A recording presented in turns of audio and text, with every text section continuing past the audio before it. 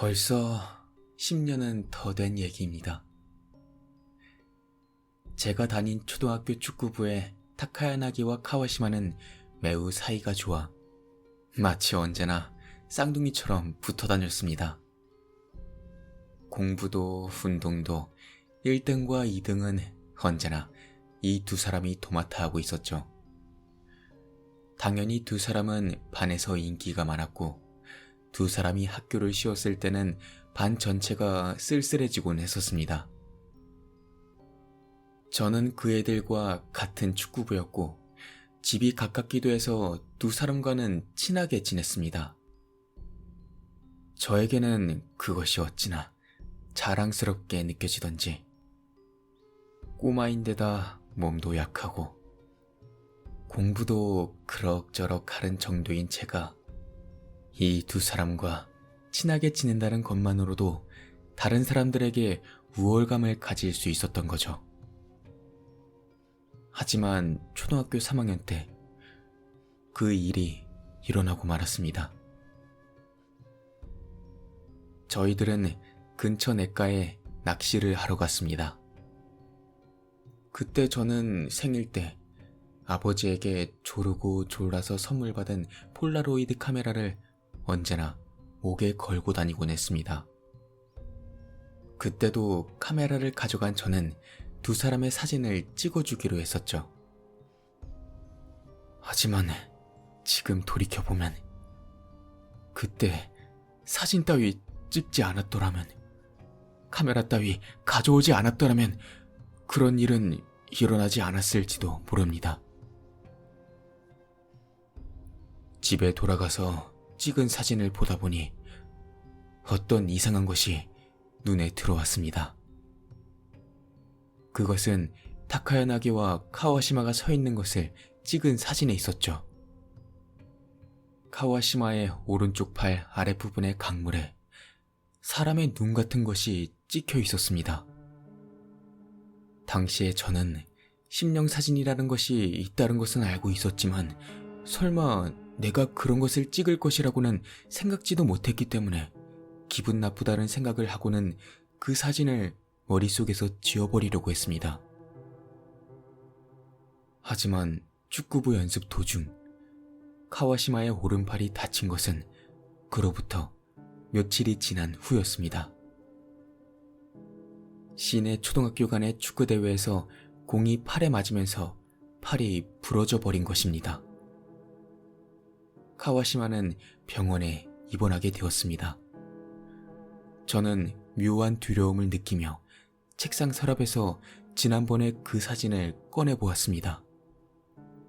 그런데 사진은 제가 기억하던 것과 전혀 다른 모습이었습니다. 냇가의 수면에서 얼굴을 드러낸 작은 사내아이. 그 눈은 분명히 물속에서 보였던 그 눈이었습니다. 그리고 그 아이의 손은 카와시마의 오른팔을 움켜쥐고 있었죠. 순간 무서워진 저는 타카야나기에게 전화해서 저희 집으로 불렀습니다. 그 사진을 본 타카야나기는 카와시마가 보면 쇼크를 받을 거라고 말하며 이 사진을 카와시마에게 말하지 않기로 저와 약속을 하고는 사진을 가져갔습니다. 그리고 타카야나기가 사진을 가져간 3일 후 카와시마가 죽었습니다.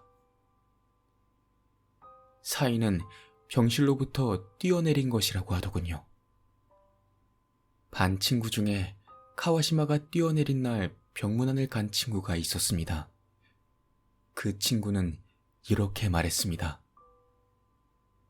카와시마가 자꾸만 그놈이 온다고 중얼거리고 있었다고.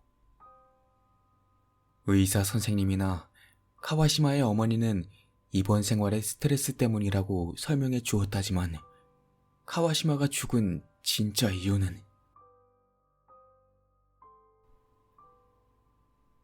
어느 날 타카야나기의 집에 불려간 저는 그 사진을 다시 보게 되었습니다. 하지만 이미 그 사진에는 그 사내 아이가 사라진 상태였습니다. 사진은 반으로 잘려나가 찍혀 있는 것은 타카야 나기뿐이었습니다. 나한테도 저놈이 들러붙을 것 같아서 그랬어.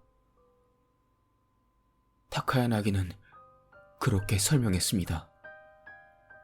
카와시마가 죽었을 쯤에는 사내 아이가 카와시마의 몸을 덮어버리고 있었답니다.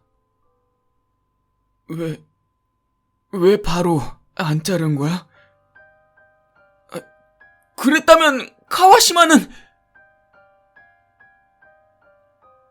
그때 저도 모르게 언성을 높여버렸습니다. 그러자 타카야 나기는 이렇게 말했습니다. 하지만 그 녀석이 있으면 나는 1등이 될 수 없었으니까. 석양에 비춰진 타카야 나기의 얼굴은 사진 속의 그 사내 아이와 똑같았습니다.